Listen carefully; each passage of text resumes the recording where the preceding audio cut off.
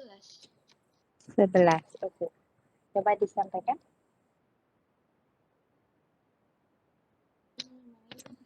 Perizinan di mana dalam kelengkapan administrasinya itu harus memuat identitas yang lengkap, fotokopi pendirian badan hukum ataupun usaha, kemudian fotokopi sertifikat tanah, dokumen SPPL atau UKL UPL. Kemudian dalam PP nomor 5 tahun 2021 tentang penyelenggaraan perizinan usaha berbasis risiko, yakni terdiri dari kesesuaian kegiatan pemanfaatan ruang, persetujuan lingkungan, tujuan bangunan gedung, serta sertifikat. Kemudian, saya ingin menambahkan mengenai penggolongan rumah sakit yang tertera pada Permenkes nomor 3 tahun 2004-nya pada pasal 17, yang jadi 4 kelas, yaitu rumah sakit kelas A sampai kelas B. Untuk rumah sakit kelas A, itu jumlah tempat tidurnya paling sedikit 250 buah, sedangkan untuk kelas B-nya paling sedikit 200 buah, kemudian untuk kelas C-nya paling sedikit 100 buah, dan kelas D paling sedikit 50 buah. Jangan dapat saya tambah.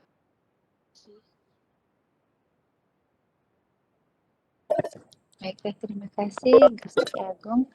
Mungkin ada yang bisa menyampaikan, tadi sudah sih di kolom chat ada siapa tadi NIM 21, ada Ida Rajaswari menyampaikan, jadi ada kaitannya antara hubungannya dengan topik kali ini, yaitu setiap peraturan tersebut juga mengatur tentang mengatur hal-hal yang dapat pasien dari pelayanan yang dilakukan.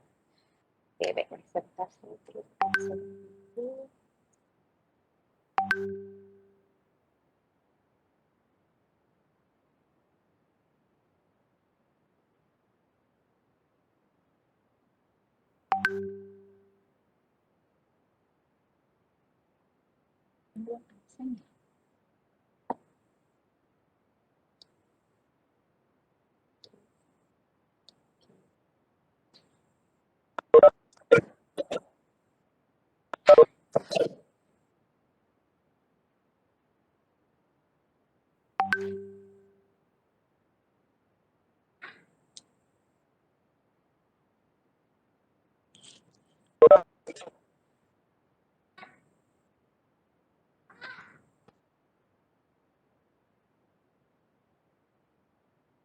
Permisi, Bu.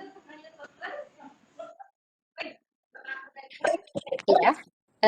PowerPoint-nya nggak kelihatan, Bu. Oke, sebentar. Saya masih buka Word untuk iya. copy update dari kolom chatnya. Bentar ya. Terima kasih, Sugi. Oke. Baiklah, tadi sudah disampaikan oleh teman yang berkaitan dengan perlindungan konsumen. Jadi benar ya. Sebelumnya, jadi sebenarnya setiap peraturan yang sudah kita bahas sebelumnya itu berkaitan juga dengan konsumen. Karena ketika kita melanggar atau melaksanakan praktek kefarmasian itu tidak sesuai dengan etik, tidak sesuai dengan undang-undang, tidak sesuai dengan standar yang berlaku, maka di situ hal tersebut pasti akan berkaitan dengan perlindungan konsumen. Oke, adapun outline kuliah kita untuk hari ini yaitu yang pertama itu ada pendahuluan perlindungan konsumen, kemudian ada konstruksi Undang-Undang Nomor 8 Tahun 1999, kemudian ada pengaruh perkembangan di bidang farmasi, ada penerapan Undang-Undang tidak hanya Nomor 8 Tahun 99 dalam bidang farmasi tapi juga undang-undang yang lainnya. Kemudian nanti ada diskusi, tanya jawab dan kesimpulan. Mungkin ada yang tahu Undang-Undang Nomor 8 Tahun 1999 itu apa ya?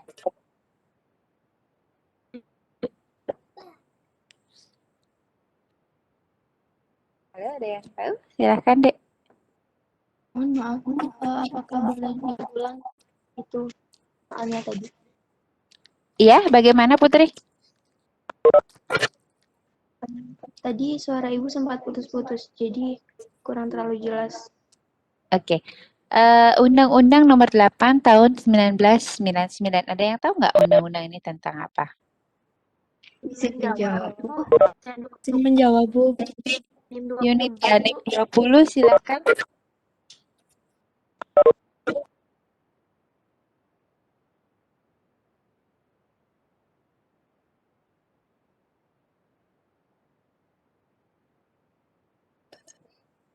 si Yunita ada responnya. Mungkin Yunita tahu nggak isinya kira-kira di dalam undang-undang tersebut tentang apa saja?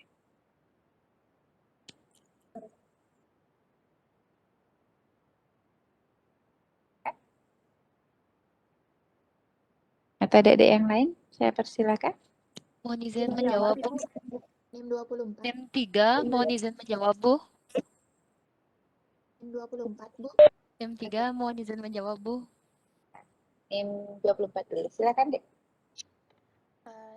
Jadi, isi dari Undang-Undang Nomor 8 Tahun 1999 diantaranya tentang perlindungan konsumen, yakni pengertian perlindungan konsumen, kemudian konsumen, pelaku usaha, kemudian terdapat juga asas dan tujuan dari perlindungan konsumen. Selanjutnya, hak dan kewajiban konsumen, dan perbuatan yang dilarang bagi pelaku usaha dan sebagainya.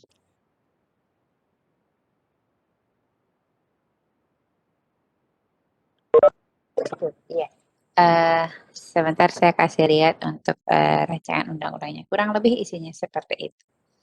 Oke, kita lanjutkan ke pendahuluan berkaitan dengan perlindungan konsumen.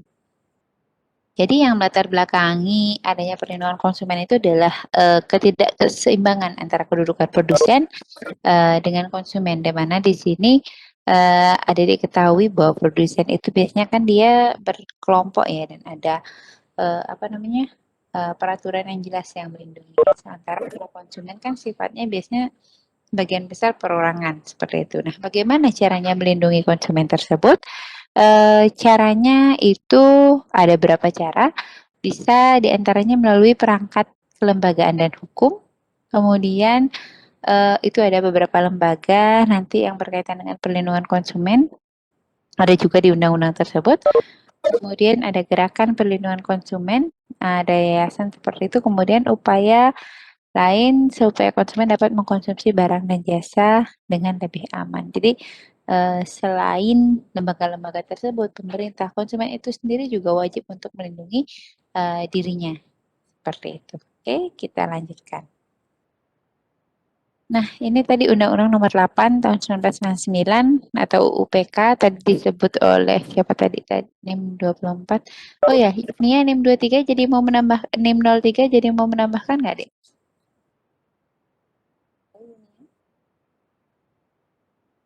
Ya, Bu.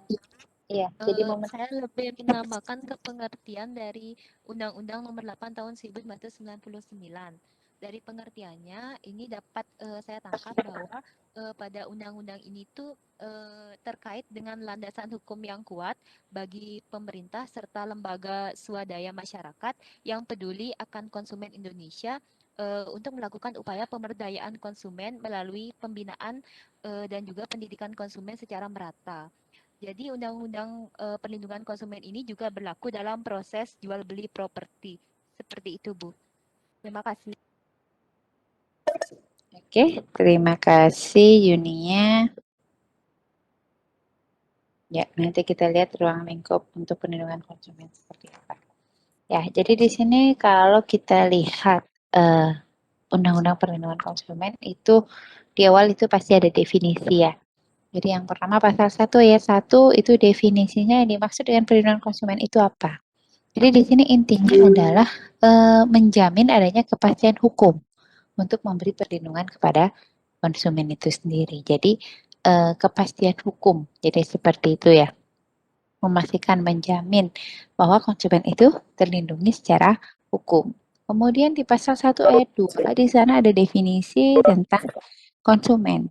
Siapa saja yang dimaksud dengan konsumen? Jadi setiap orang pemakai barang dan atau jasa yang tersedia dalam masyarakat baik bagi kepentingan diri sendiri, keluarga, orang lain maupun makhluk hidup lain dan tidak untuk diperdagangkan. Jadi itu definisi dari konsumen. Jadi setiap orang pemakai barang atau jasa seperti itu ya. Oke, sekarang kita lihat ada kalau ada konsumen di sana ada yang namanya juga pelaku usaha. Nah, di sini definisi dari pelaku usaha sendiri adalah setiap orang, perseorangan, badan usaha, baik yang bentuk hukum maupun bukan hukum, dia didirikan dan berkedudukan di wilayah NKRI. Jadi di situ dia melalui perjanjian, dia menyelenggarakan kegiatan usaha dalam berbagai bidang ekonomi, seperti itu. Nah, sekarang pertanyaan saya, ketika misalnya sekarang adik-adik membeli barang untuk adik-adik digunakan, atau mungkin adik-adik membeli barang untuk kalian jual lagi. Sekarang kan banyak apa namanya online shop, jadi misalnya dijual kembali seperti itu. Nah, ketika itu kan kalian berkedudukan membeli barang tersebut, membeli barang atau jasa dari suatu distributor misalnya yang lebih grosiran seperti itu misalnya. Nah, ketika adik membeli barang tersebut, kemudian kalian menjual kembali, posisi kalian dalam hal ini itu sebagai apa? Apakah konsumen, pelaku usaha, atau bagaimana? Ada yang bisa menyampaikan pendapatnya? Silakan. Izin pendapat Ibu. Silakan.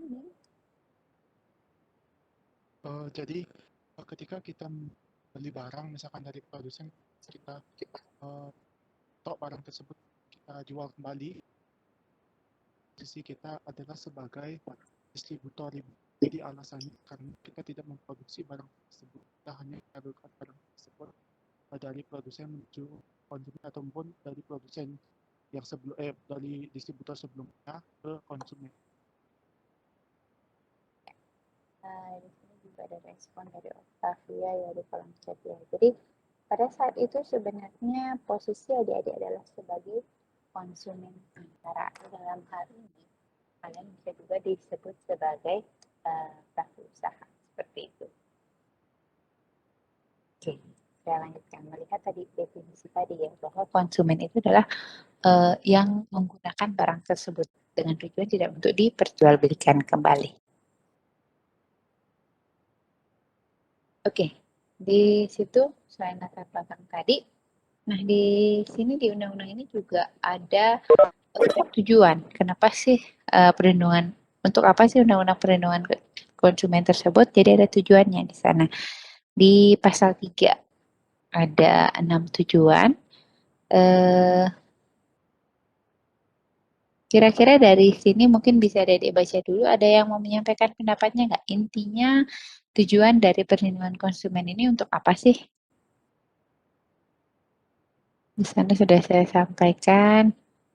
Mungkin kalimatnya panjang, bisa kalian narasikan dengan kalimat adik-adik sendiri. Inti tujuan dari perlindungan konsumen itu sendiri. Halo? Kalian baru habis praktikum atau bagaimana? Sugi?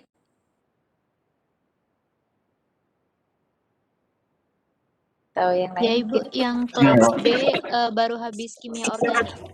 Iya, Bu, habis 20 menit yang praktikum. lalu. Oke, baru habis praktikum ya, jadi capek ya dari pagi. Ibu, mohon izin. Silakan Armida. Baik, Ibu, terima kasih atas kesempatannya. Saya Armida Syafarhani, NIM 2. Jadi sepemahaman saya, tujuan perlindungan konsumen itu intinya untuk meningkatkan kesadaran si pelaku usaha mengenai bagaimana pentingnya perlindungan konsumen ini, sehingga pelaku usaha itu bisa menanamkan sikap jujur dan bertanggung jawab dalam berusaha. Dan tentunya selain itu tujuan perlindungan konsumen untuk meningkatkan kualitas barang dan jasa dari si pelaku usaha ini sendiri. Terima kasih. Terima kasih banyak Armida ya. Jadi di situ sudah ada tujuannya. Jadi intinya adalah ini juga ada Angelina yang memberikan pendapat. Jadi di sini tujuan perlindungan konsumen itu adalah memberikan kepastian keseimbangan hukum antara produsen dan konsumen sehingga terwujud suatu perekonomian yang sehat dan dinamis sehingga terjadi kemakmuran dan kesejahteraan masyarakat. Oke, ya. Jadi intinya adalah untuk melindungi konsumen itu sendiri. Bagaimana caranya? Entah itu upaya dari konsumen itu sendiri maupun dari pelaku usaha. Jadi betapa pentingnya perlindungan konsumen tersebut. Dengan apa namanya kesadaran dari semua pihak yang terlibat, maka di sini otomatis semuanya akan berusaha untuk meningkatkan perlindungan konsumen itu sendiri, baik dari konsumennya, misalnya dia melindungi dirinya dengan cara apa namanya, sebagai konsumen yang baik. Konsumen yang baik itu seperti apa sih? Jadi nanti ada di sini salah satunya misalnya dia membaca informasi, label yang ada di dalam kemasan produk tersebut, kemudian dia memperhatikan apakah produk itu memang benar-benar dia butuhkan atau tidak. Kemudian dari segi si apa namanya pelaku usaha, dia akan berusaha untuk meningkatkan kualitas dari produk itu sendiri. Oke, ada NIM 97 juga di kolom chat. Jadi intinya di situ melindungi konsumen dan pelaku usaha dan meningkatkan kualitas dari usaha tersebut. Oke. Nah, sekarang kalau ada produsen, kemudian ada distributor, kemudian ada penjual. Itu apakah merupakan kategori yang berbeda, ataukah dia bisa dimasukkan ke dalam konsumen atau pelaku usaha, atau bagaimana? Ada yang mau menyampaikan pendapatnya? Halo, adik-adik.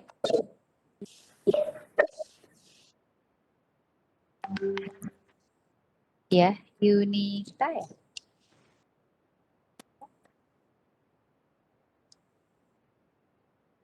Yuni. Ya, Yuni.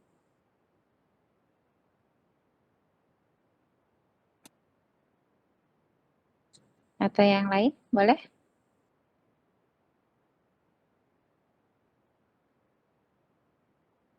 Ketika di Kalau Bu, apakah soalnya boleh diulang Bu? Tadi soalnya macet. Tri Armida. Jadi ketika di sana ada produsen, distributor, ada konsumen, kemudian ada penjual. Tadi kan ada definisinya, ada konsumen dan pelaku usaha. Nah, ketika di sana ada distributor, kemudian produsen, itu apakah dia termasuk kategori yang berbeda atau dia bisa dimasukkan ke dalam kategori konsumen atau pelaku usaha menurut definisi sesuai dengan undang-undang tadi? Mohon izin Silakan. berpendapat, Bu. Silahkan.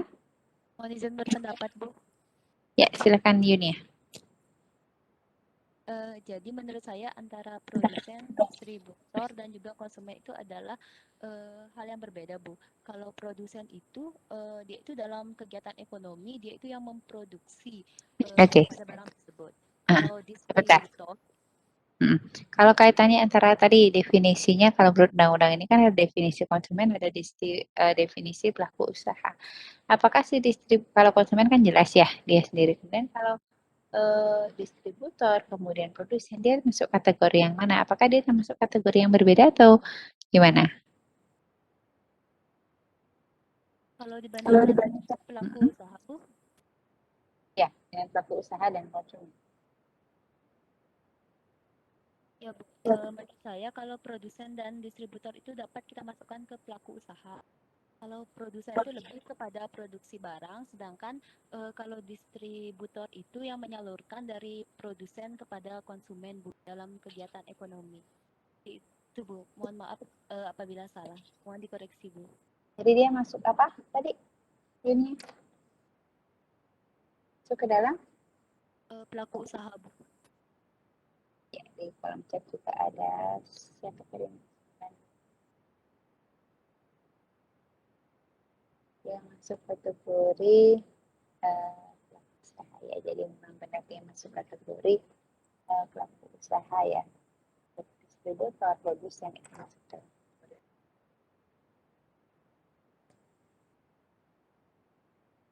Kita lanjutkan. Di sini ada hak konsumen. Hak konsumen menurut Undang-Undang 48 tahun 1999. Ada hak, ada kewajiban. Ada hak konsumen, ada kewajiban konsumen, hak pelaku usaha, kewajiban pelaku usaha. Kemudian ada juga yang mengatur, ini kan kalau Undang-Undang nomor 8 tahun 1999 ini kan berlaku secara nasional. Kira-kira adik-adik tahu nggak hak dan kewajiban konsumen yang berlaku secara internasional. Silahkan, mungkin ada yang sempat belajar atau sempat browsing. Silahkan. Jadi sambil menunggu pendapat adik. Saya lanjutkan. Jadi di sini untuk hak konsumen Vietnam tahun 9 itu intinya dia hak untuk mendapatkan hiburan memilih barang dalam apa namanya, dia berhak untuk mendapatkan produk. Mohon maaf menyalahi Bu. Silakan Armida. Suara Ibu putus-putus Bu, agak hilang gitu. Putus-putus ya. Apa karena sinyal mungkin. Oke, baik, saya dekatkan mic-nya ya, karena ini saya pakai apa namanya headset mungkin karena itu. Oke, apakah sekarang sudah jelas? Sekarang udah jelas? Oke, ya, terima kasih Armida.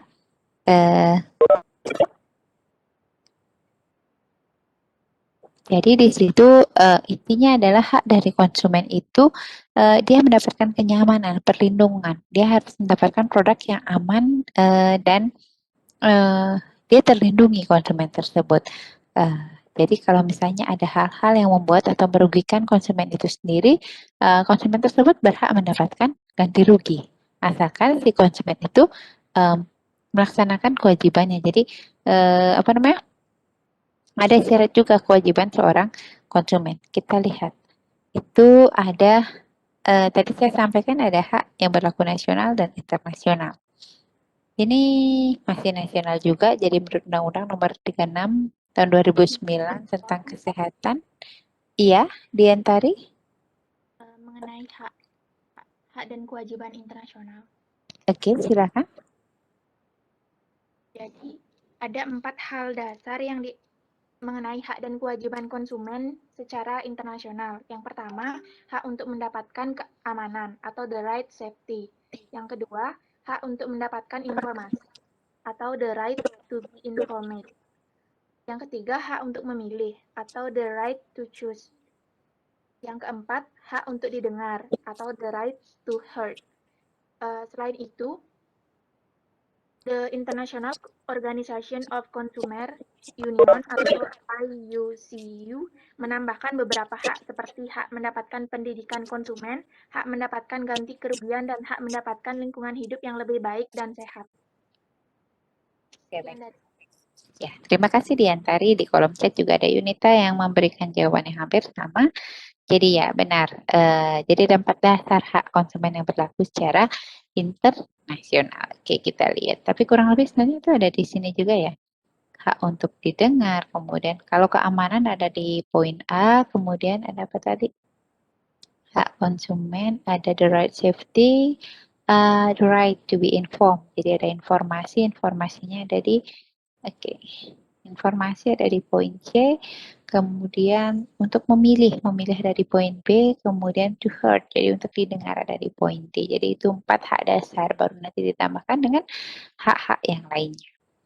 Oke, nih, jadi ada hak konsumen yang berlaku secara internasional ya. Jadi di sini Consumer Bill of Rights, jadi itu merupakan hasil kesepakatan dari atau persetujuan bangsa-bangsa PBB. Jadi Perserikatan Bangsa-Bangsa di sana dia mengeluarkan suatu guideline untuk consumer protection itu sudah keluar dari tahun 1985 ya. Jadi di sini konsumen tersebut dia tidak dibeda-bedakan baik itu dia kaya miskin, tidak memandang status sosialnya, semua memiliki hak dasar yang sama. Oke. Itu tadi hak, kita lanjut ke kewajiban. Nah, kewajiban menurut Undang-Undang Nomor 8 Tahun 99 itu ada di pasal 5 dan 4 kewajiban dari konsumen.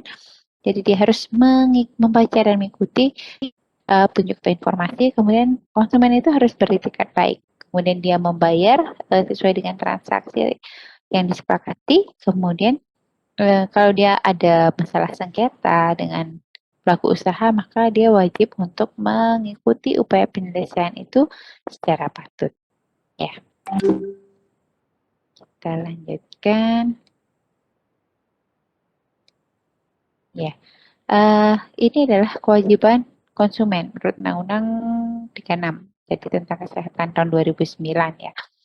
Jadi di situ jadi ada kewajiban dari setiap orang untuk menjaga derajat kesehatan orang lain. Jadi mewujudkan upaya kesehatan bagi orang lain dan untuk apa namanya? Dia juga wajib untuk ikut serta dalam program Jamkesnas ya atau Jaminan Kesehatan Nasional, Jaminan Kesehatan Sosial seperti itu. Oke. Kemudian hak pelaku usaha di sini ya. Jadi ada beberapa, ada 5 haknya di sini. Jadi pelaku usaha berhak mendapatkan perlindungan hukum dari konsumen yang beritikat tidak baik. Itu tadi kan ada kewajiban konsumen adalah dia memiliki itikat yang baik. Apabila dia memiliki itikat yang tidak baik, maka di sini si pelaku usaha itu berhak mendapatkan suatu perlindungan hukum. Kemudian dia berhak menerima pembayaran, kemudian melakukan pembelaan diri ketika ada sengketa dengan konsumen. Kemudian selain itu pelaku usaha juga berhak mendapatkan rehabilitasi nama baik. Kalau misalnya terjadi apa namanya kerugian apa namanya apabila terbukti secara hukum bahwa kerugian konsumen tidak diakibatkan oleh barang dan atau jasa yang diperdagangkan. Jadi kan di situ merusak nama baik dari pelaku usaha itu sendiri. Jadi di situ si pelaku usaha memperoleh hak untuk rehabilitasi nama baik. Ya.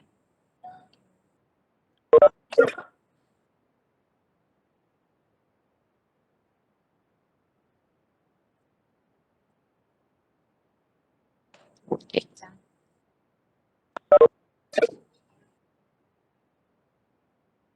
Kemudian tadi ada hak dari pelaku usaha, sekarang ada kewajiban dari pelaku usaha. Di sana ada 6. 6 kewajiban dari pelaku usaha itu ada di pasal 7. Jadi pelaku usaha juga wajib untuk memiliki etikat yang baik, wajib memberikan informasi yang benar dan jujur kepada konsumen. Kemudian tidak diskriminatif. Selain itu, di sini pelaku usaha wajib memberi kesempatan atau kompensasi ganti rugi kepada customer-nya. Jadi intinya hak-hak dari si konsumen tadi itu harus diberikan oleh si pelaku usaha sepanjang konsumen tadi benar sesuai dengan hak dan kewajiban konsumen itu sendiri. Dan di sini pelaku usaha itu wajib menjamin mutu barang dan atau jasa yang dia apa namanya diproduksi atau diperdagangkan seperti itu ya. Oke. Kemudian kita lanjut ke konsep perlindungan usaha.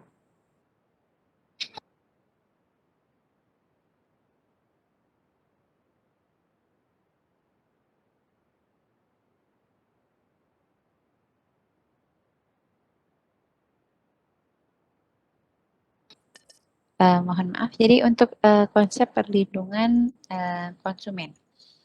Jadi di situ intinya adalah menyeimbangkan posisi tawar dari konsumen terhadap pelaku usaha. Jadi seperti itu. Kemudian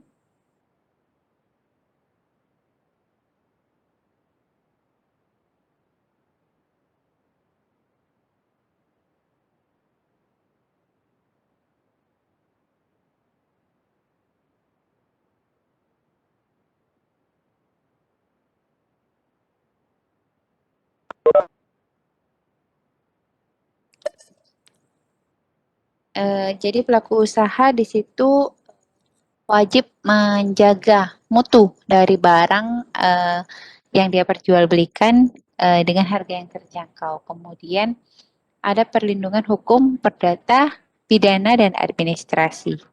Oke, jadi intinya konsep perlindungan konsumen di sini adalah menyeimbangkan posisi dari konsumen dengan pelaku usaha. Kemudian selain itu sesuai dengan tujuan tadi. Jadi perlindungan konsumen ini bertujuan untuk mendorong si pelaku usaha untuk bersikap jujur dan bertanggung jawab dalam menjalankan kegiatan usahanya. Oke, Bentuk perlindungan konsumen itu ada yuridis. Kalau dilihat dari 4 sisi ya, dari segi yuridis itu adalah penegakan Undang-Undang Nomor 8 Tahun 1999. Kemudian secara sosial itu berupa penguatan gerakan atau organisasi perlindungan konsumen. Kemudian kalau dilihat dari segi politik itu berkaitan dengan penentuan kebijakan publik.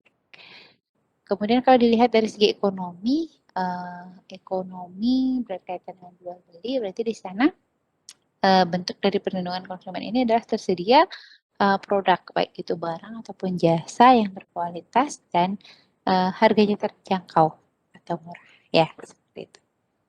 Oke. Pemegang peranan. Jadi siapa sih yang berperan di dalam perlindungan konsumen ini? Adik-adik tahu sendiri di sana sudah pastinya ada konsumen ya. Tadi juga di definisi adalah konsumen, kemudian ada pelaku usaha, kemudian ada importir juga di sana. Kalau konsumen, siapa sih yang dimaksud dengan konsumen? Tadi definisinya sudah ada. Pemakai, pengguna, pelanggan, pemanfaat itu adalah konsumen. Kemudian pelaku usahanya siapa? Ada distributor, investor, kemudian produsen, itu termasuk sebagai pelaku usaha. Kemudian ada importir juga di sana, baik importir barang maupun jasa. Yayan Astri tadi mati listrik.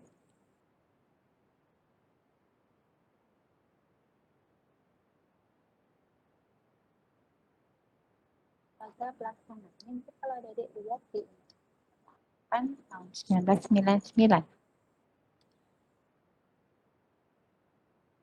Jadi di sana ada lembaga pelaksana yang berkaitan dengan perlindungan konsumen ini. Di antaranya ada pemerintah, itu ada menteri teknis, kemudian ada yang disebut dengan tadi yang saya bilang ada yayasan atau lembaga-lembaga yang berkaitan dengan perlindungan konsumen ini. Di antaranya ada BPSK atau Badan Penyelesaian Sengketa Konsumen, itu ada di undang-undangnya. Nanti kita lihat dia ada di pasal berapa. Kemudian ada Badan Perlindungan Konsumen Nasional. Kemudian ada Lembaga Perlindungan Konsumen Swadaya Masyarakat, seperti itu. Terus ada penyidik dan pengadilan. Ini semua ada di Undang-Undang Nomor 8 Tahun 1999. Oke, esensi atau makna dari perlindungan konsumen itu apa sih sebenarnya? Tadi juga sudah saya sampaikan. Jadi intinya itu adalah meningkatkan tanggung jawab dari pelaku usaha itu sendiri. Jadi dia harus melakukan usaha yang sesuai dengan ketentuan, sesuai dengan standar yang berlaku. Tujuan akhirnya itu adalah memberikan perlindungan terhadap konsumen. Nah, di sini konsekuensinya atau efeknya apa sih apabila pelaku usaha tersebut tidak melaksanakan tanggung jawabnya atau tidak melaksanakan bisnis tersebut sesuai ketentuan atau standar yang berlaku, misalnya apa namanya? Apakah seorang apoteker bisa disebut sebagai pelaku usaha? Ada yang mau berpendapat? Menurut saya bisa, Bu. Iya, siapa? Amelia. Silakan. Iya, Bu. Karena apotek itu kan dia memberikan layanan jasa sama memperjualbelikan obat-obatan. Jadi itu termasuk ke dalam pelaku usaha. Oke, kira-kira pelaku usaha melakukan perbuatan yang dilarang. Apa sih yang dilakukan oleh apoteker sehingga dia dikatakan melaksanakan perbuatan yang dilarang?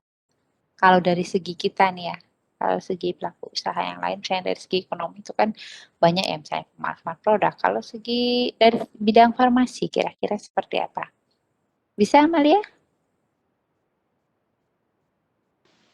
Mohon maaf, Bu, bisa diulang tadi, Bu?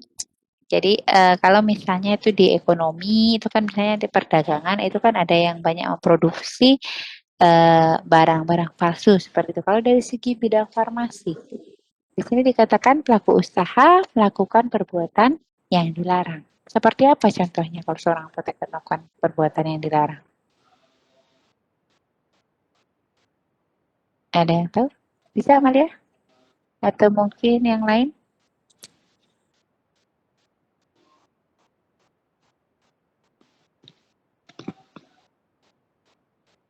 ada banyak.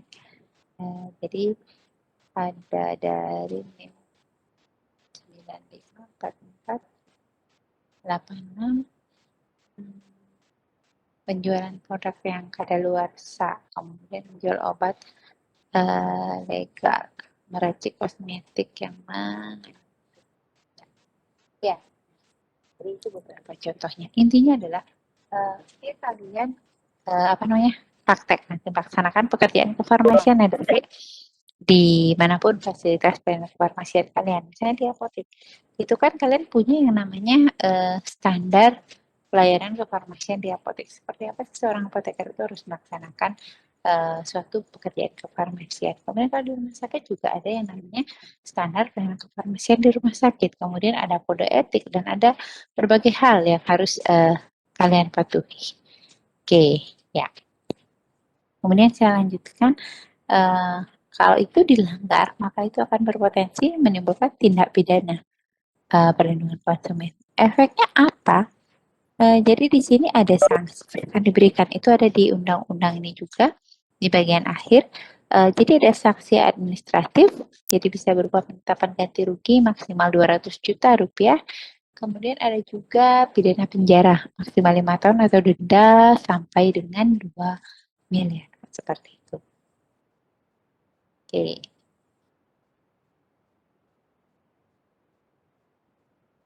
Kita lanjutkan. Adapun konstruksi atau anatomi dari Undang-Undang Nomor 8 Tahun 1999. Jadi seperti ini ada 15 bab dengan 65 pasal. Dan di sana sudah ada yang tadi kita bahas, ada definisi ketentuan umum di pasal 1, kemudian ada hak dan kewajiban baik itu konsumen maupun pelaku usaha di pasal 4. Itu adalah hak konsumen, 5-nya adalah kewajiban konsumen, 6 itu adalah hak pelaku usaha, 7 adalah kewajiban pelaku usaha. Kemudian ada perbuatan yang dilarang bagi pelaku usaha. Di sana sudah dijabarkan. Jadi perbuatan seperti apa sih yang yang dilarang oleh dilakukan oleh pelaku usaha. Kalau hal itu dilanggar, maka itu bisa masuk ke tindak pidana. Kemudian ada klausula baku, tanggung jawab pelaku usaha. Nah, ini tadi yang saya bilang, ada lembaga-lembaga yang berperan di sana. Jadi ada BPSK, kemudian ada BPKSM, jadi Badan Perlindungan Konsumen Swadaya Masyarakat, ada LPKSM, Lembaga Perlindungan Konsumen Swadaya Masyarakat. Kemudian penyelesaian sengketanya seperti apa? Apabila ada sengketa antara si konsumen dengan pelaku usaha. Yang mungkin di sini yang banyak itu adalah tentang BPSK atau Badan Penyelesaian Sengketa Konsumen, karena ini nanti yang akan berkaitan nanti ketika ada masalah antara pelaku usaha dengan konsumen, ada sanksi juga di sana. Oke. Kalau dilihat itu lagi, mungkin ini dia gambarannya, jadi ada pasalnya, kemudian isinya tentang apa. Kalau pasal 1 tentang definisi atau pengertian, pasal 2 dan 3 itu tentang asas, manfaat, asas dan tujuan, kemudian 4 sampai 7 itu hak dan kewajiban baik dari haknya si konsumen, haknya si pelaku usaha, dan seterusnya. Kemudian di pasal 8 sampai 18 itu ada tentang standar, informasi label, cara menjual yang baik seperti apa. Kemudian ada tentang ganti rugi dan layanan penjual. Kemudian ada pembinaan dan pengawasan serta kelembagaan tadi. Jadi ada BPKN, ada LPKSM, kemudian ada BPSK atau Badan Penyelesaian Sengketa Konsumen. Nah, di situ juga ada pasal-pasalnya. Mungkin nanti adik-adik bisa lihat lebih detail lagi untuk pasal demi pasalnya.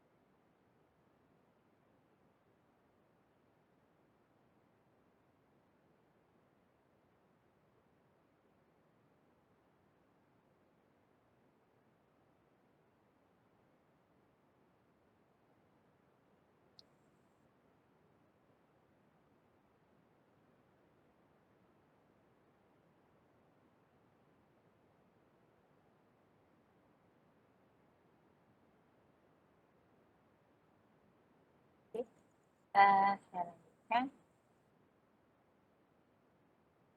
Sanksi-sanksi. Apa sih yang bisa diterima oleh seorang pelaku usaha apabila dia melanggar ketentuan standar tadi ya? Jadi ada sanksinya tadi sudah saya sampaikan juga sedikit di depan. Jadi itu diatur di pasal 60 sampai 63. Ada sanksi administratif dan sanksi pidana. Kalau administratif itu bisa berupa ganti rugi sampai dengan 200 juta, kalau sanksi pidana bisa berupa penjara 5 tahun atau sampai dengan 2 miliar. Oke. Kita lanjut ke outline yang berikutnya itu adalah pengaruh perkembangan di bidang farmasi berkaitan dengan perlindungan konsumen. Oke, saya sampaikan singkat. Jadi intinya di situ adalah semakin lama dengan kemajuan ilmu pengetahuan teknologi yang semakin pesat itu akan mendorong perkembangan obat itu untuk meningkatkan mutunya, keamanannya, kemudian formulasinya. Sehingga di sini dengan semakin perkembangan yang pesat dari perkembangan obat tersebut, maka masyarakat juga wajib atau perlu meningkatkan pengetahuan mereka sehingga mereka bisa mengetahui obat seperti apa sih yang layak mereka konsumsi. Nah, di sini ada kaitannya dengan SISPOM juga. Jadi SISPOM sistem pengawasan obat dan makanan. Jadi di situ melibatkan keterlibatan konsumen, atau masyarakat, pemerintah, kemudian ada distributor juga di sana. Jadi semuanya wajib menjamin keamanan dan mutu dari produk sampai ke tangan konsumen sehingga produk tersebut dapat sampai dengan aman ke tangan konsumen. Nah, di sini dalam hal ini memerlukan keterlibatan atau peran dari seluruh aspek yang terlibat dalam perkembangan tersebut. Oke, mungkin ada yang mau menyampaikan pendapatnya seperti apa pengaruh perkembangan di bidang farmasi dengan perlindungan konsumen ini. Seperti apa kira-kira pengaruhnya? Ada yang punya gambaran? Sebutkan nama sama NIM-nya. Ada yang mau berpendapat? Pas?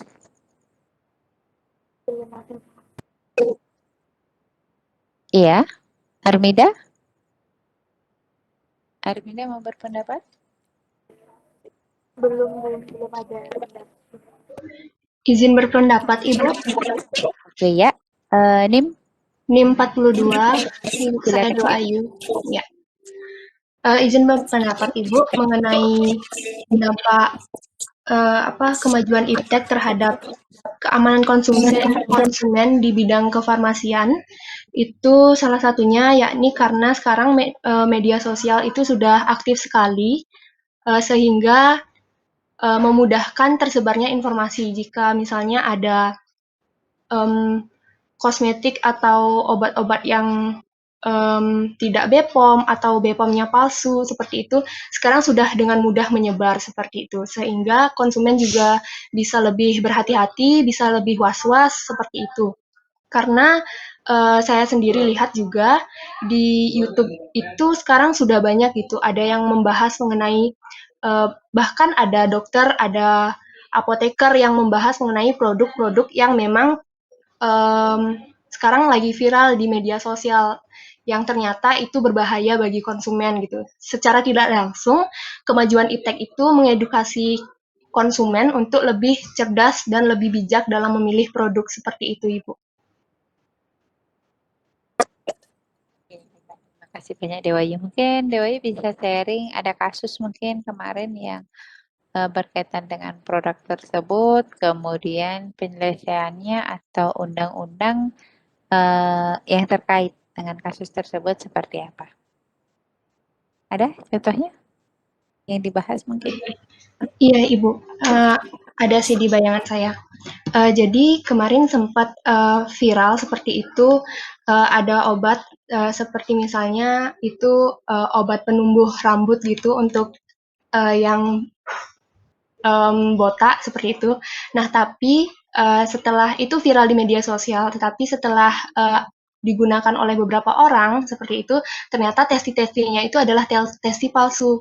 Nah, ketika digunakan itu ternyata menimbulkan dampak yang buruk bagi kulit kepala seperti itu. Itu sempat dibahas juga oleh salah satu YouTuber, dan ada juga kasus bahwa ada kosmetik yang mengandung bahan pemutih yang memang itu berbahaya seperti itu. Tetapi jika digunakan dengan kadar yang baik, yang cukup, yang tidak berlebihan, itu sebenarnya tidak masalah gitu. Tapi di sini yang digunakan oleh produsen ini adalah kadar yang melewati jumlah seharusnya seperti itu. Yang saya lihat itu ada kandungan seperti niacinamide kayak gitu. Itu sebenarnya diperlukan oleh kulit seperti itu. Sempat dibahas oleh Dr. Richard Lee, ada di YouTube seperti itu. Jadi ketika kandungan niacinamide itu yang berlebihan bagi kita, itu akan membuat kulit justru iritasi seperti itu. Tapi jika itu dengan kadar yang cukup, itu baik untuk kulit seperti itu, Bu. Jadi penyelesaiannya saya lihat dari penjelasan seorang dokter seperti itu. Oke, baiklah Dewayu, terima kasih atas sharing. Di sini Dedek mungkin perlu saya tekankan. Dedek di sini adalah sebagai seorang apoteker. Kalian juga memiliki bekal ilmu pengetahuan yang sudah kalian dapatkan selama kuliah. Nah, di sini saya juga berharap kalian kritis ya ketika menerima informasi. Jangan hanya menerima informasi tersebut, tapi kalian juga harus berusaha menggali kebenaran dari informasi tersebut. Benar nggak sih seperti itu? Kalian berusaha mencari informasi tersebut baik dari sumber yang primer ataupun sekunder. Kemudian berkaitan dengan efek dari suatu obat, sebenarnya mungkin itu juga sudah sering diwati-wanti. Yang saya ingat itu kemarin disampaikan bahwa sebenarnya kita sebagai seorang apoteker itu kemenangan ketika kita diposisikan atau berhadapan dengan dokter. Maka di situ mungkin lebih banyak adalah ketika kita berbicara tentang kimia atau kimia medisinal dari suatu obat, atau dari segi farmakologi molekulernya, bagaimana sih obat itu dari segi strukturnya dia sampai dapat bekerja memberikan efek terhadap kita. Jadi intinya kalau kalian mempunyai dasar kimia yang kuat di situ, maka kemanapun dibawa kalian bisa percaya diri seperti itu. Kalau sekarang misalnya kalian berbicara tentang farmakologi ataupun yang lainnya, mungkin agak susah ya, karena kan dokter juga dia belajar tentang hal tersebut seperti itu. Jadi itu mungkin yang perlu saran dari saya. Jadi nanti silahkan diperdalam lagi ilmunya, dicari lagi informasinya. Sekarang kan sebenarnya untuk mencari suatu informasi itu nggak susah ya. Kalian tinggal buka Google, browsing, dapat informasi. Tapi sekarang yang perlu kalian perhatikan adalah bagaimana kalian mencari informasi tersebut, informasi yang benar dan dapat dipercaya. Kemudian bagaimana kalian bisa menggunakan informasi tersebut, itu sebenarnya yang penting. Oke, terima kasih banyak Dewayu atas sharingnya ya. Jadi perlu juga adik-adik apalagi sekarang musim WFH seperti ini, kuliah dari rumah. Jadi kalian lebih berbanyaklah mencari informasi-informasi, karena kalian kan nggak ke kampus, nggak ada praktikum, jadi mungkin kalian bisa dapatkan informasi-informasi tersebut dari dunia maya atau dari internet ya, seperti itu. Oke, ini ada beberapa yang berpendapat di kolom chat. Oke. Mungkin tadi ada yang mau tanya nggak di kolom chat, mungkin bisa disampaikan langsung deh biar lebih jelas pertanyaan. Apa tadi?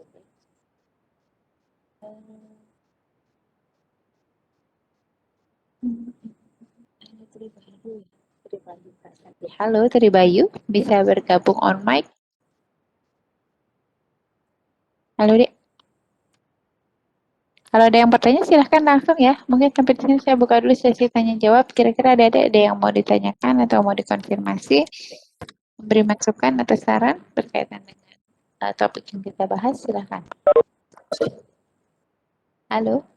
Tadi sudah ada yang on mic, saya dengar siapa? Mohon izin bertanya. Oke, silakan Armida. Iya, Armida. Baik, Bu. Jadi waktu Ibu share share materi PPT itu ada menyinggung mengenai klausula baku. Klausula baku itu apa nih Bu? Bisa mohon dijelaskan Bu karena saya masih belum paham.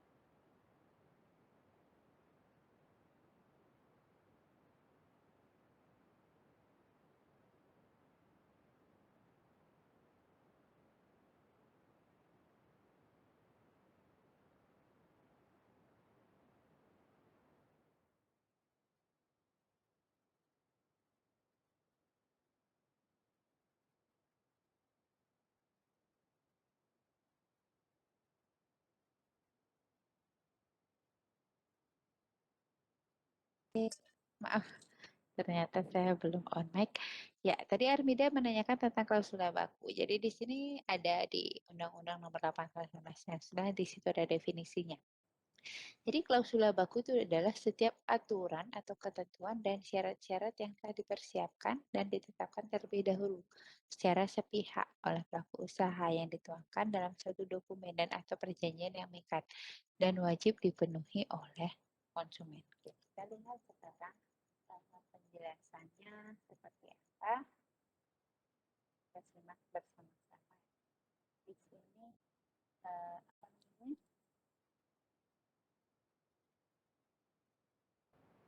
Jadi klausula baku itu ini pasal 18 berkaitan dengan pencantuman klausula baku itu bila mana. Jadi yang pertama ada pengalihan tanggung jawab pelaku usaha, kemudian pelaku usaha berhak menolak penyerahan kembali barang yang dibeli konsumen.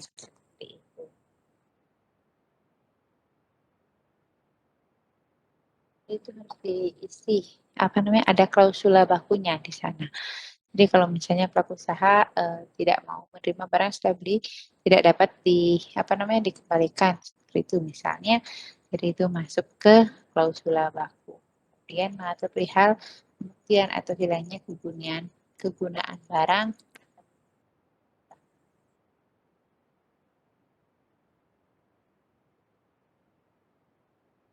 Di sini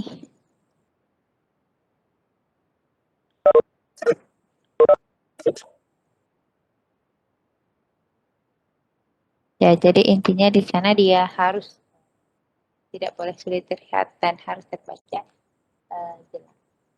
Dan bila mana itu bisa 8 poin.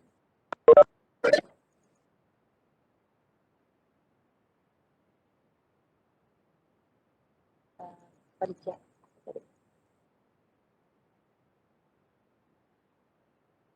jam aturan atau ketentuan. Jadi hal-hal yang sudah ditentukan oleh si pelaku usaha. Jadi seperti itu dia sudah menentukan kalau misalnya hal ini terjadi, maka kalau misalnya itu sesuai dengan klausula baku berarti konsumennya mungkin tidak boleh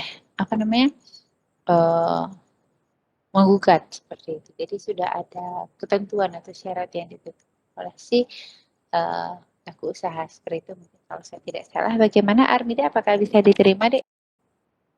Baik Bu, sekarang saya sudah paham. Terima kasih banyak Bu. Izin bertanya, Bu. Ya, silakan Yuni. Yuni Pak.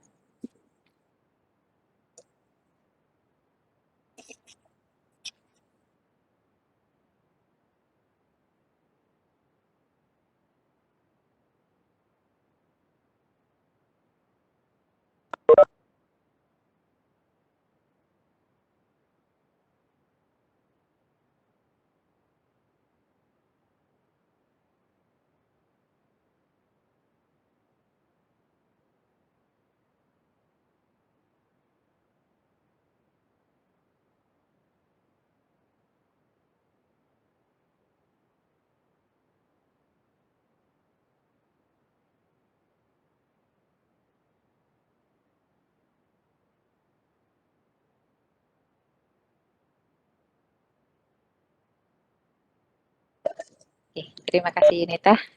Mungkin yang lain ada yang mau berpendapat nggak berkaitan dengan yang disampaikan Yutinta? Jadi di situ misalnya ada produk yang digunakan atau dikonsumsi oleh seorang konsumen, tapi produk tersebut tidak memenuhi persyaratan dan dia membelinya dari produsen tertentu.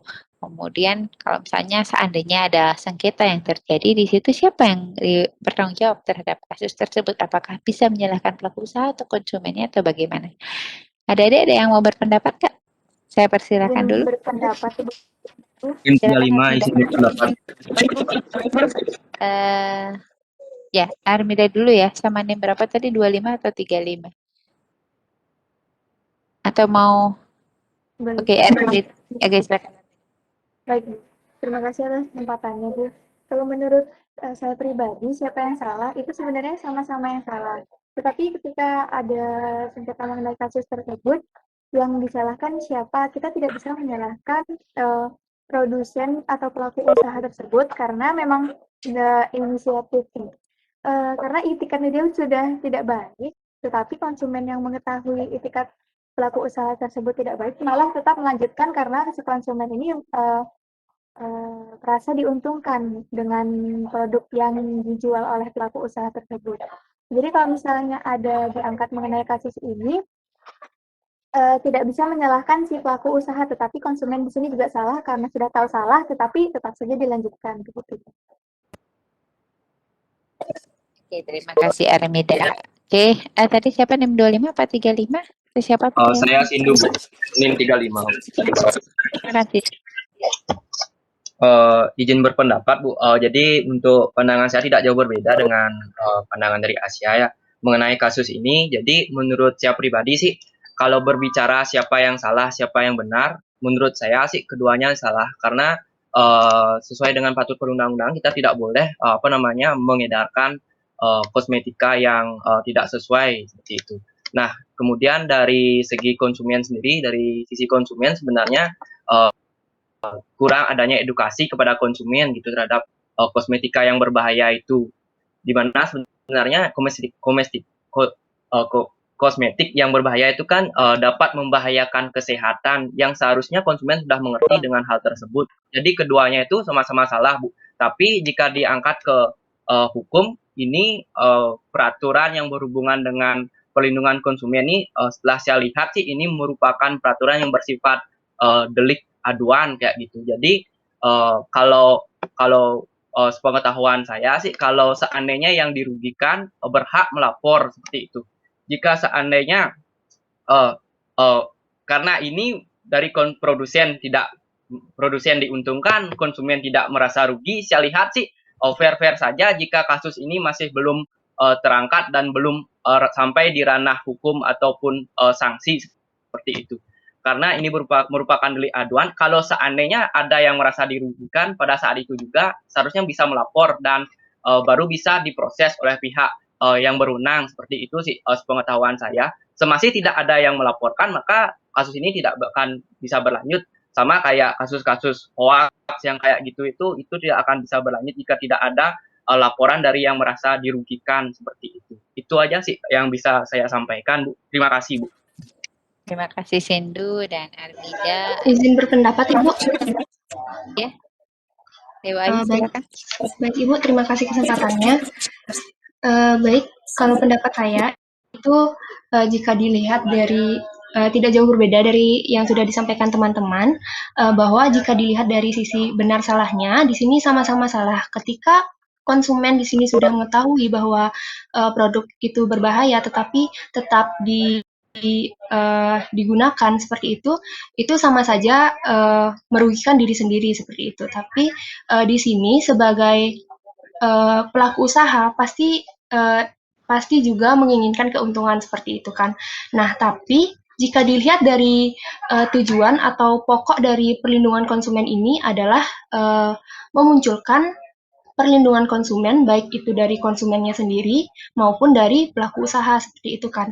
Nah, jika dibawa ke ranah hukum seperti yang tadi sudah Sindu sebutkan, di sini yang bertanggung jawab itu adalah tetap ke pelaku usaha. Kenapa? Karena karena si pelaku usaha ini sudah jelas-jelas melanggar hukum yang telah ditentukan seperti itu. Misalnya ada bahan-bahan berbahaya yang memang tidak boleh untuk digunakan dalam suatu produk, tetapi digunakan seperti itu.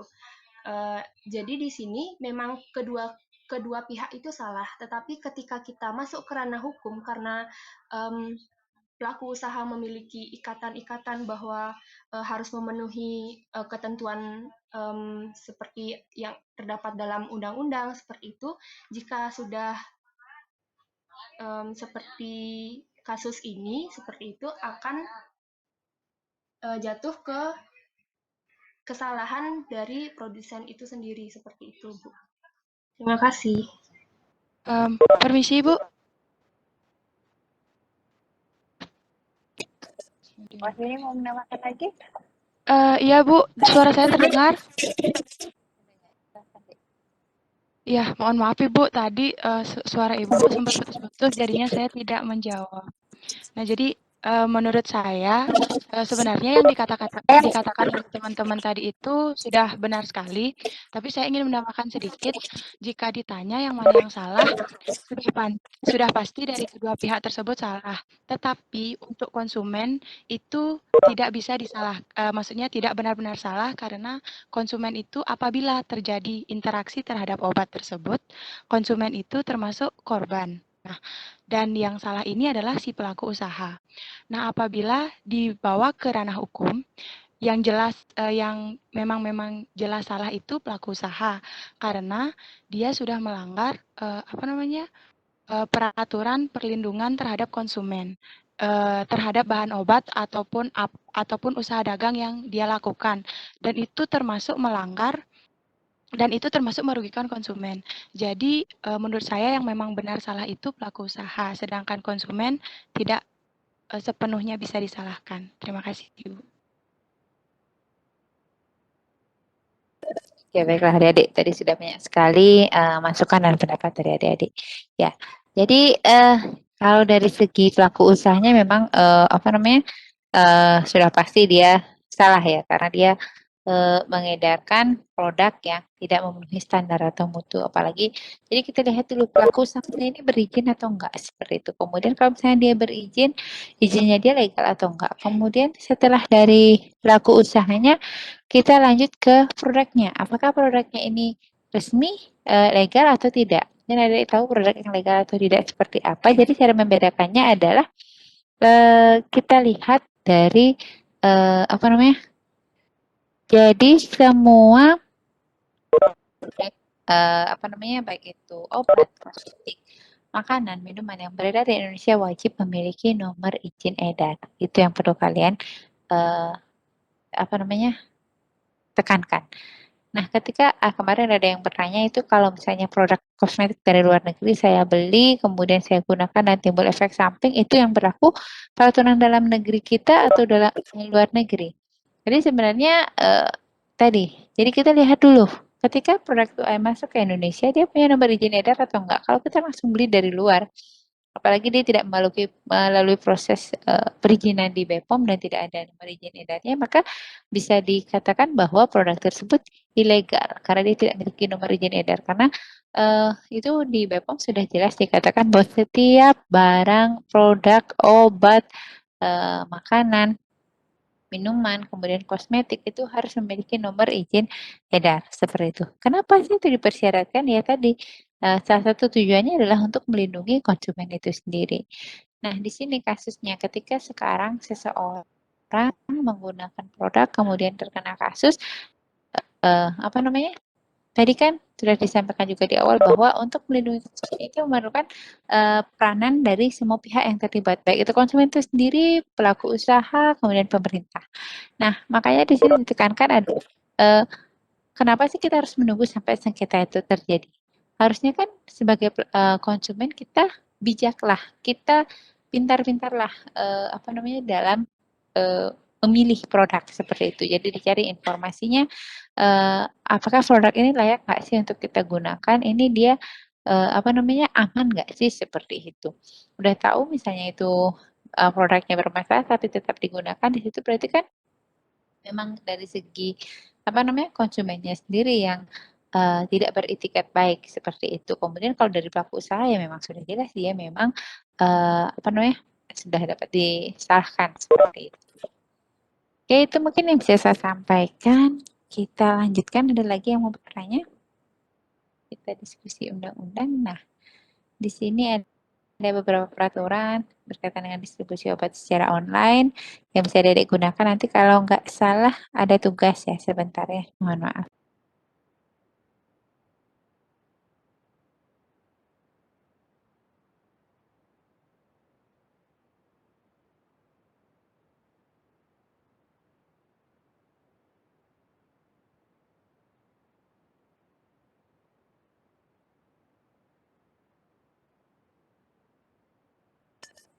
Oke, jadi ini adalah undang-undang yang bisa Dedek jadikan sebagai acuan.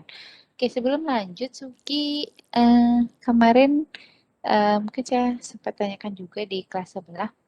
Kalau di sini bagaimana? Untuk kan kalau nggak salah saya lihat di RPS-nya itu ada ketentuan tentang tugas, ada pembagian kelompoknya maksimal 5 orang atau bagaimana. Nanti untuk ketentuan tugasnya mohon dicek ya, diserahkan dengan RPS-nya, ditanyakan dulu ke Prof. Gel-Gelnya karena beliau koordinator mata kuliahnya seperti apa. Tapi kalau memang sudah ada ketentuan dari beliau, nanti berarti kita diskusi di akhir ya, kalau nggak salah kita masih ada 3 kali pertemuan lagi. Nah, untuk tugasnya itu topiknya kalau nggak salah ada distribusi, kemudian pelayanan, atau apa lagi saya lupa. Jadi nanti di situ dibagi ada 4 topik, jadi semuanya dibagi, misalnya kelompoknya ada berapa? Ada 12 kelompok, berarti 1 topik misalnya untuk pelayanan itu dikerjakan oleh 3 kelompok, tapi topiknya boleh sama, tapi yang kalian bahas itu atau misalnya kalian mau bahas apa namanya menambahkan kasus di sana boleh.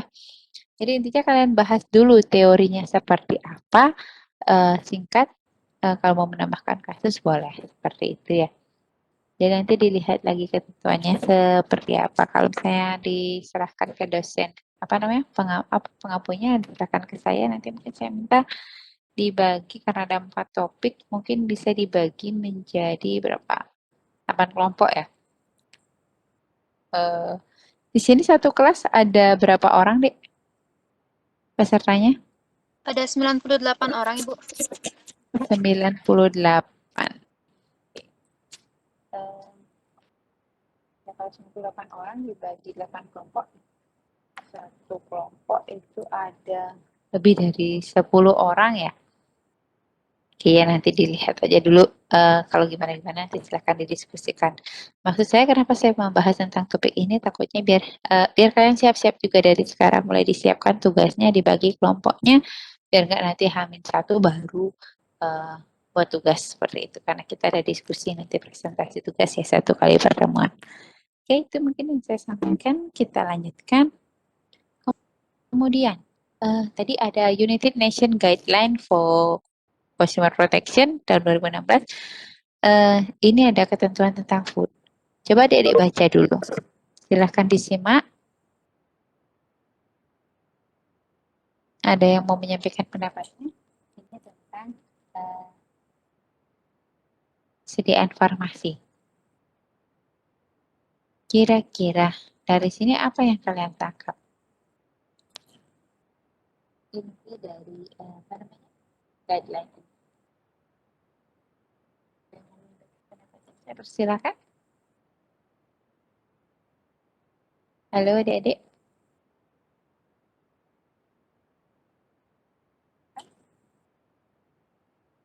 Jadi intinya di sini baik itu makanan maupun produk farmasi, kosmetika, minuman. Jadi semuanya itu sebagai seorang apa namanya pelaku usaha itu kita wajib memberikan dan menyediakan produk itu yang memenuhi standar. Jadi sesuai dengan memenuhi peraturan yang berlaku seperti itu. Jadi intinya dia dapat melindungi, jadi aman sampai ke tangan pasien. Kemudian kalau misalnya di farmasi itu kan kalian mengenal ada yang namanya CDOB. Suatu perusahaan farmasi, ketika dia memproduksi suatu obat untuk mendapatkan izin itu dia harus mempunyai sertifikat CDOB. Jadi itu tidak hanya berlaku di Indonesia, itu juga ada berlaku secara internasional. Jadi ada apa namanya pelayanan itu ada GLP, kemudian GPP, seperti itu. Jadi ada good pharmaceutical practice, good laboratory practice, seperti itu. Jadi semuanya harus sesuai dengan standar. Kemudian kalau di makanan itu, atau di kosmetika itu ada namanya kodeks. Jadi ada harus memenuhi persyaratan sesuai dengan WHO. Kemudian ada kodeks kosmetika, seperti itu. Jadi ada standar yang harus dipenuhi, ada kriteria. Jadi harus memenuhi standar-standar tersebut. Oke, kemudian ada peraturan kepala BPOM tentang promosi obat. Jadi di sini ada aturannya juga ketika mau melakukan promosi obat. Jadi kita melakukan promosi obat, jadi baik itu obat bebas, obat terbatas, ataupun obat kategori obat resep, itu ada ketentuannya. Promosinya seperti apa sih yang harus dilakukan agar tidak melanggar perlindungan konsumen, seperti itu. Kemudian ada Undang-Undang Nomor 36 Tahun 2009 tentang kesehatan. Jadi di sana intinya ada pasal 4, 7, 14. Jadi di sini kalau untuk yang 98 sampai 108 itu berkaitan dengan pengamanan sediaan farmasi dan alat kesehatan. Jadi setiap konsumen itu berhak atas kesehatan, berhak mendapatkan informasi, edukasi, kemudian itu pemerintah itu wajib mengaturnya, mengawasinya penyelenggaraan kesehatan tersebut, seperti itu. Intinya ya sediaan farmasi dan alat kesehatan itu harus bermutu, harganya terjangkau, bermanfaat, aman untuk konsumen. Kemudian di dalam kode etik tadi kan kita membahas tentang undang-undang berkaitan dengan penerapan perlindungan konsumen ini di bidang farmasi ya. Jadi ada banyak kaitannya. Kemudian ada di kode etik, salah satu kode etik apoteker Indonesia di pasal 9, kewajiban apoteker terhadap pasien, dan menyatakan bahwa seorang apoteker dalam melakukan praktik kefarmasian harus mengutamakan kepentingan masyarakat, menghormati hak asasi pasien, dan melindungi makhluk hidup insani. Jadi, seorang apoteker itu wajib mengutamakan atau melindungi konsumennya, dalam hal ini adalah pasien. Kemudian, kalau dilihat hubungan antara apoteker dengan pasien itu, jadi di sini hubungan antara apoteker dengan pasien itu mengakibatkan adanya hubungan hukum. Jadi ada dua di sini, yang berdasarkan perjanjian dan berdasarkan undang-undang. Kalau berdasarkan perjanjian di sini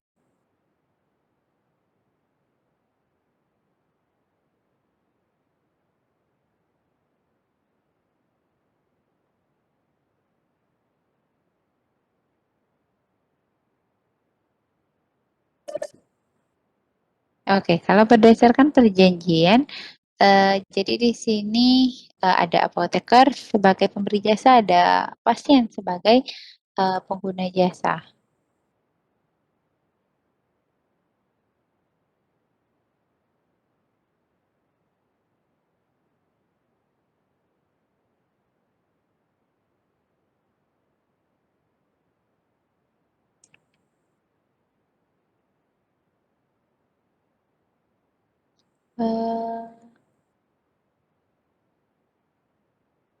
Jadi total mahasiswa.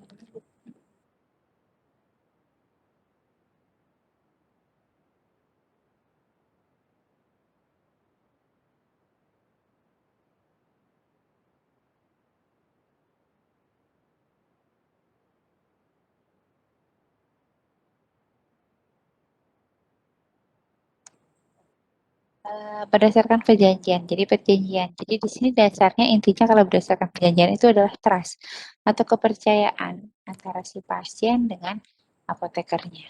Kemudian kalau kita lihat di sini kalau berdasarkan undang-undang, jadi yang membedakan di sini adalah kalau berdasarkan undang-undang itu tidak ada yang namanya perjanjian atau kontrak. Kewajiban dan tanggung jawab dibebankan oleh hukum, seperti itu. Nah, di sini kalau dalam hukum perdata itu biasanya kalau ada yang mengalami kerugian, maka yang menimbulkan kerugian itu harus mengganti kerugian tersebut. Sementara dalam hukum pidana, barang siapa yang lalai atau dengan kealpaannya sehingga menyebabkan kematian atau luka berat, maka di situ dia dapat diancam dengan ancaman pidana. Seperti itu ya, hubungan antara apoteker dengan pasiennya. Oke.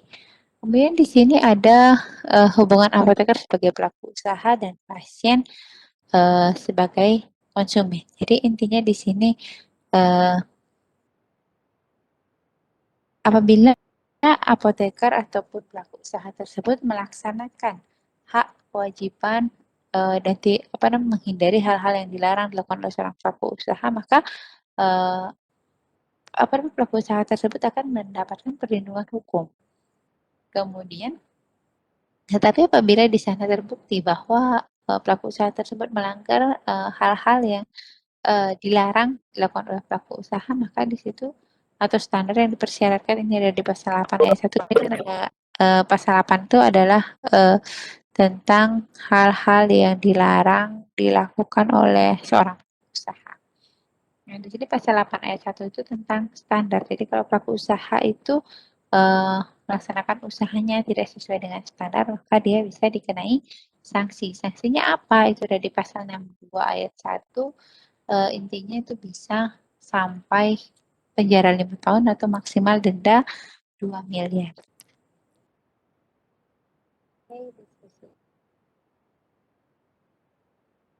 Saya mau bertanya, kira-kira dapatkah Undang-Undang Perlindungan Konsumen ini diterapkan dalam kegiatan e-commerce? Ada yang mau berpendapat? Saya persilakan. Halo adik-adik.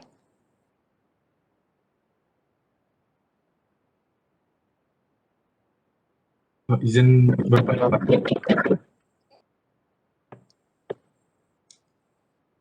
Adik Kusuma.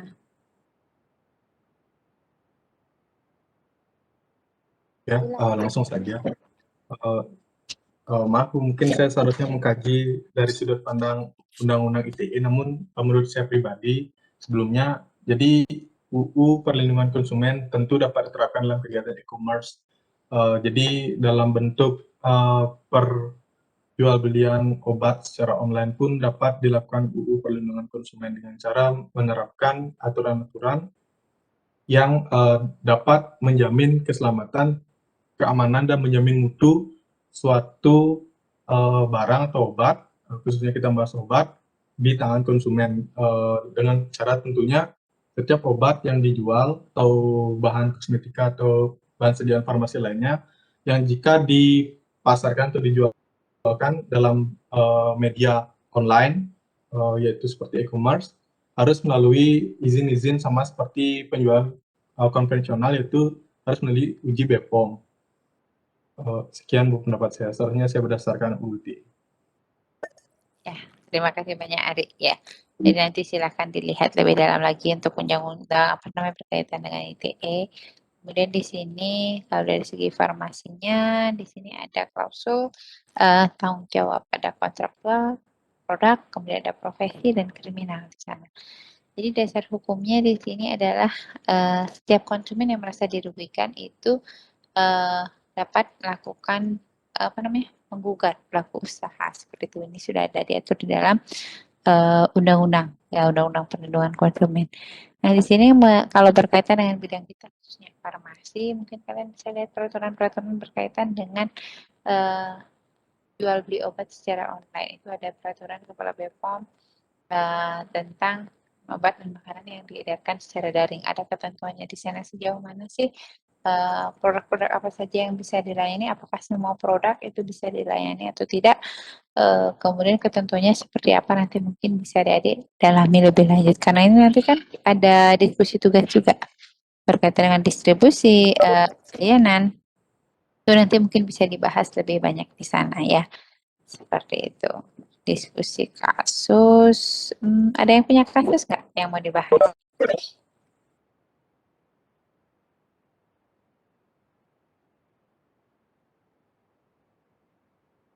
Yang punya kasus? Saya lanjutkan dulu.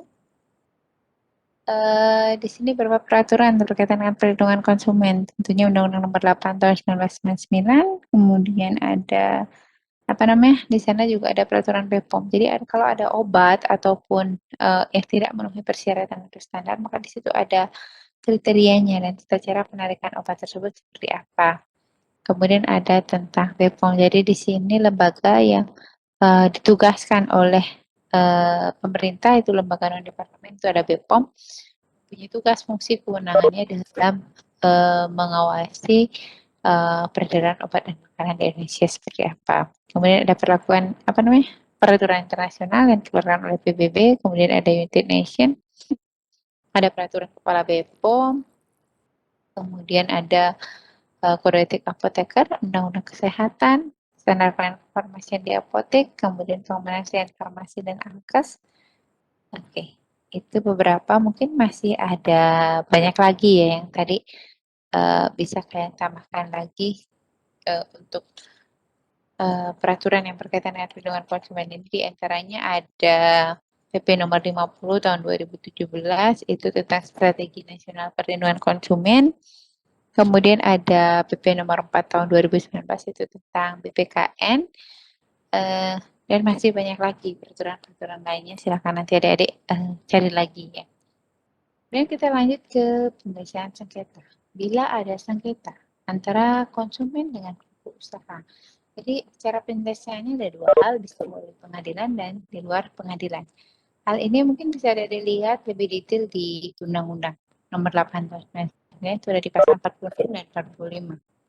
Kalau yang melalui pengadilan di sana di pasal 46 disebutkan pihak-pihak yang seperti apa yang boleh mengajukan gugatan. Jadi ada 4 kategori kalau nggak salah, bisa konsumen yang bersifat pribadi, kelompok, lembaga, seperti itu. Jadi biasanya kalau lembaga dia baru akan menuntut atau menggugat apabila memang kerugiannya itu nilainya cukup besar. Itu ya materialnya. Oke, kemudian ada di luar pengadilan. Tadi ada pengadilan dan di luar pengadilan. Nah, ini tadi bisa diselesaikan melalui BPSK atau Badan Penyelesaian Sengketa Konsumen. Nah, di sini tidak menutup kemungkinan juga kalau di BPSK itu ada penyelesaian secara damai atau secara kekeluargaan, seperti itu. Kalau misalnya enggak, nanti kan ada tahapan-tahapannya, diikuti prosesnya. Nah, kurang lebih untuk penyelesaian sengketa di BPSK itu mengikuti alur. Jadi ada konsumen yang berwarna kuning atau pemohon itu mengajukan permohonan ke BPSK, nanti diteruskan ke ketua BPSK. Nanti ada rapat anggota BPSK, nanti di situ ditinjau apakah permohonan ini, sengketa ini bisa diterima atau ditolak. Kan ada ketentuannya, kalau misalnya dia tidak memenuhi, maka dia bisa ditolak dengan diberikan penjelasan seperti apa sih dia tidak memenuhi ketentuan atau bukan merupakan kewenangan dari BPSK. Kemudian kalau memang iya dan dia memenuhi kriteria untuk dapat diproses lebih lanjut berkaitan dengan sengketa ini, maka akan dibentuk majelis. Kemudian nanti akan pelaku usahanya dipanggil dan diproses lebih lanjut. Ya, itu kurang lebih alurnya. Kemudian dalam hal ini ada lembaga konsumen. Jadi di sini lembaga konsumen itu tadi kan saya menyampaikan bahwa untuk perlindungan konsumen ini tidak luput dari peranan semua pihak yang terlibat. Jadi ada lembaga konsumen, apa sih perannya? Ya bisa diantaranya ada kampanye, sosialisasi seperti itu. Kemudian advokasi, untuk melindungi konsumen. Kemudian upaya yang bisa dilakukan oleh konsumen. Jadi tadi saya sampaikan. Jadi sebagai seorang konsumen, semakin pesat ilmu itu kita harus semakin kritis. Kita juga harus meningkatkan pengetahuan kita bagaimana cara memilih produk yang baik. Jadi kritis terhadap barang dan jasa yang ditawarkan. Kritis sebelum membeli, baca label, kemudian periksa kembali dengan cermat apakah ini merupakan kebutuhan kita, keinginan kita, atau karena iklan seperti itu. Kalau sekarang untuk produk khususnya obat dan makanan itu bisa diakses melalui website BPOM, pom.go.id, atau bisa di aplikasi cek klik BPOM. Karena ada aplikasinya di Android, mungkin bisa kalian download di Play Store seperti apa. Kalian bisa mengecek nomor izin edar dari suatu produk, apakah itu masih berlaku atau tidak. Atau mungkin malah bisa saja pemalsuan itu dia mengisi nomor izin edar, tapi ternyata FDA tersebut tidak aman, tidak ada, tidak terdaftar gitu. Kan bisa saja seperti itu. Oke, itu mungkin yang saya sampaikan untuk kuliah kita hari ini. Ada yang mau menyimpulkan nggak? apa yang sudah adik-adik terima atau kalian tangkap dari perkuliahan kita pada malam hari ini? Yang mau menyimpulkan? Atau semuanya sudah ada di... Selamat malam Ibu, izin menyimpulkan. Dewa Ayu? Iya Ibu, saya. Apa suara saya terdengar Ibu? Silakan Dewa Ayu. Baik Ibu. Jadi kesimpulan praktikum hari ini yang pertama itu kita tadi sempat membahas mengenai pengertian konsumen dan pelaku usaha. Menurut Undang-Undang Nomor 8 Tahun 1999 itu konsumen adalah setiap orang pemakai barang atau jasa yang tersedia dalam masyarakat, baik bagi kepentingan diri sendiri, keluarga, orang lain, maupun makhluk hidup lain, dan tidak untuk diperdagangkan. Sedangkan pelaku usaha adalah setiap orang perseorangan atau badan usaha, baik yang berbentuk badan hukum maupun bukan badan hukum, yang didirikan dan berkedudukan atau melakukan kegiatan dalam wilayah hukum NKRI, baik sendiri maupun bersama-sama melalui perjanjian untuk menyelenggarakan usaha di bidang ekonomi. Kemudian tadi juga kita membahas bahwa penjual, produsen, dan distributor itu termasuk pelaku usaha, sedangkan konsumen itu konsumen berdiri sendiri, seperti itu. Kemudian kita juga membahas mengenai esensi perlindungan konsumen, yaitu adalah meningkatkan tanggung jawab dari pelaku usaha agar mau melakukan bisnis sesuai dengan ketentuan yang berlaku. Itu esensinya. Kemudian di sini apa sih yang akan didapatkan oleh pelaku usaha jika melanggar ketentuan seperti itu? Di sini ada sanksi administratif dan sanksi pidana. Sanksi administratif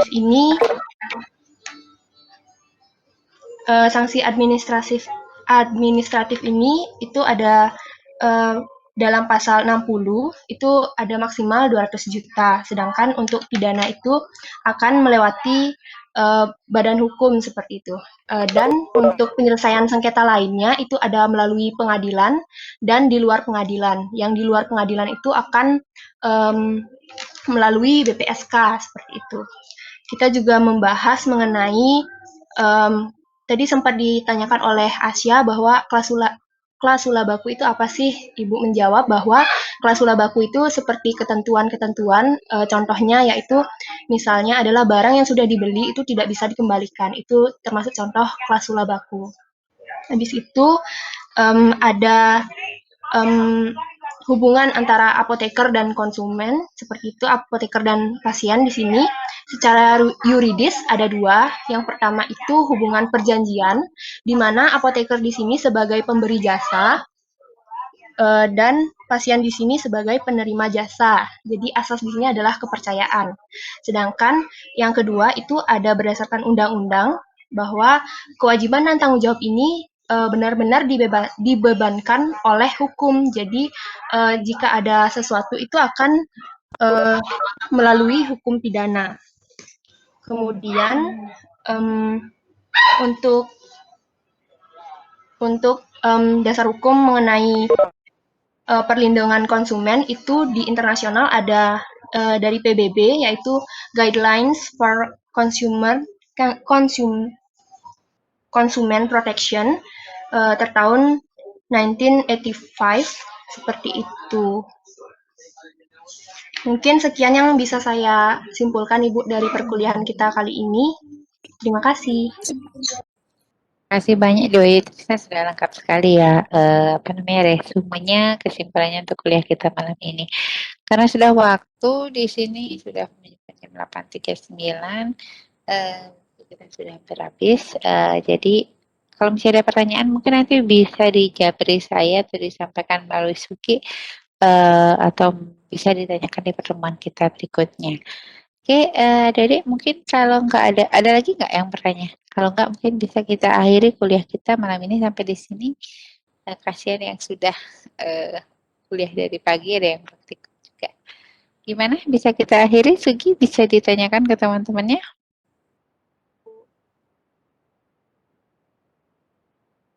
Atau mungkin Dewayu bisa mewakili atau yang lain, saya persilahkan. Apakah bisa kita akhiri atau mungkin masih ada yang mau menambahkan, memberi masukan, pertanyaan atau saran? Jika tidak ada pertanyaan lagi, mungkin bisa diakhiri saja, Bu. Oke. Kalau begitu, oke, sudah bisa diakhiri. Baiklah, terima kasih banyak atas perhatian adik-adik. Tetap jaga kesehatan ya. Sampai ketemu di pertemuan kita berikutnya. Terima kasih. Saya end meeting, bisa leave meeting. Selamat malam. Selamat malam, Bu. Terima kasih. Selamat malam, Bu. Terima kasih. Terima kasih ya. Saya end meeting ya, bisa leave meeting.